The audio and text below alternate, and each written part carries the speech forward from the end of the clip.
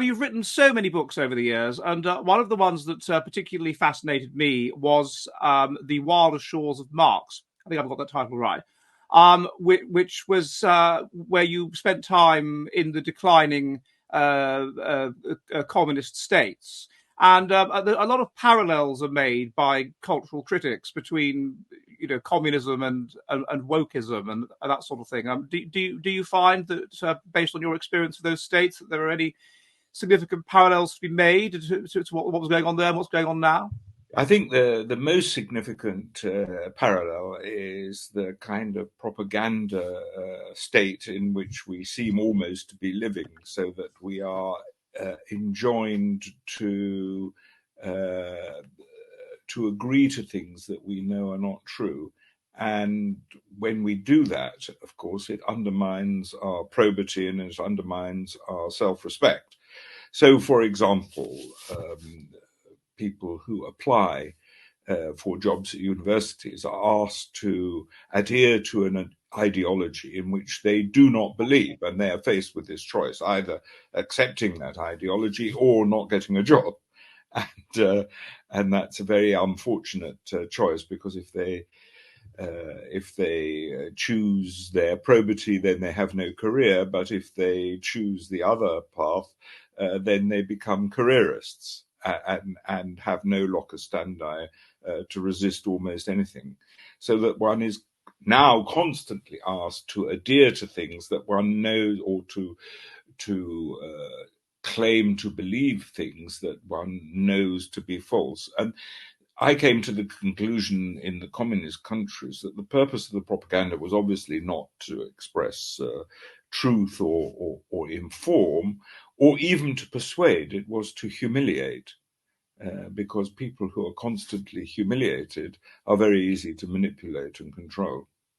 So Yeah. that is what we are facing. And we also seem to have a nomenclatura class also, which benefits from all this in the most crude financial way. Obviously, there are differences as well. We're not just living in Eastern Europe in 1980. So there are differences, but there are disturbing parallels. I mean, the humiliation is a very interesting idea. It's obviously it's not just university. If you want to, for example, if you want to become a KC, then I was talking to somebody recently about this who wants to apply to be a KC.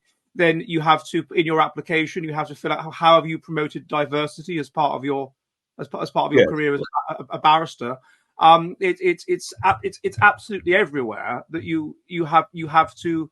And the thing that I find is that there's a level on which I was talking to someone the other day about this, that we all know a lot of the people that are the administrators themselves don't believe it, and they know that the other people don't believe it, and they know that they don't believe it.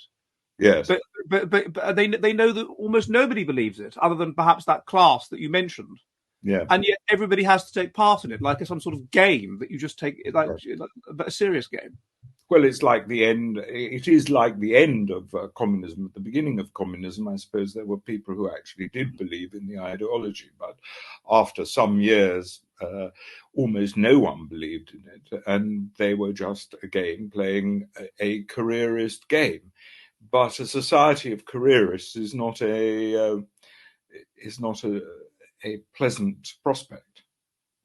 So, are there any where you were in Eastern Europe? There were signs of decline that I remember correctly. You wrote about that. There were signs that this was unraveling. Are there any signs of that now? Do you think? Of it unraveling in the West, Yeah. there is resistance, and possibly it will unravel. So it will be a kind of contest between the unravelers and the ravelers. And at the moment, I would say the ravelers are winning, but I wouldn't like to say that in 20 years' time everything will remain the same, apart from anything else. Sustained criticism of it will have an effect, and also the sheer economic madness of it all too. But I'm not very good at predicting the future. I don't know many people who are good at predicting the future, actually. So I don't make a prediction here.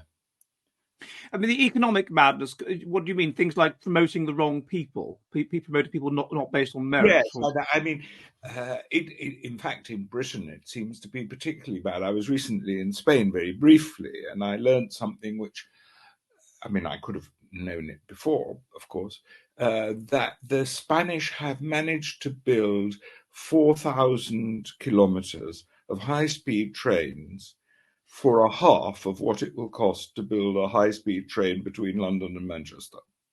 So 4,000 kilometers against 320 kilometers. Now, there are obvious reasons, advantages in Spain. There are large empty areas, as there are not large empty areas in Britain.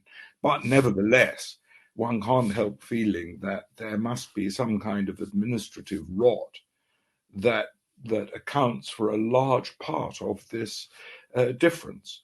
And it's a form of corruption, but it's corruption without illegality. So it's a moral and intellectual corruption that we have, rather than people passing money under the table. No doubt that occurs, but it's always occurred. And in a way, it's less bad because it is at least illegal, so that there is some prospect of trying to control it. But when we have regulations that make it impossible to do anything, and at the same time we're paying people large sums of money to do nothing, or actually be obstructive, then this has a terrible effect overall. Are you ready for the future of the West?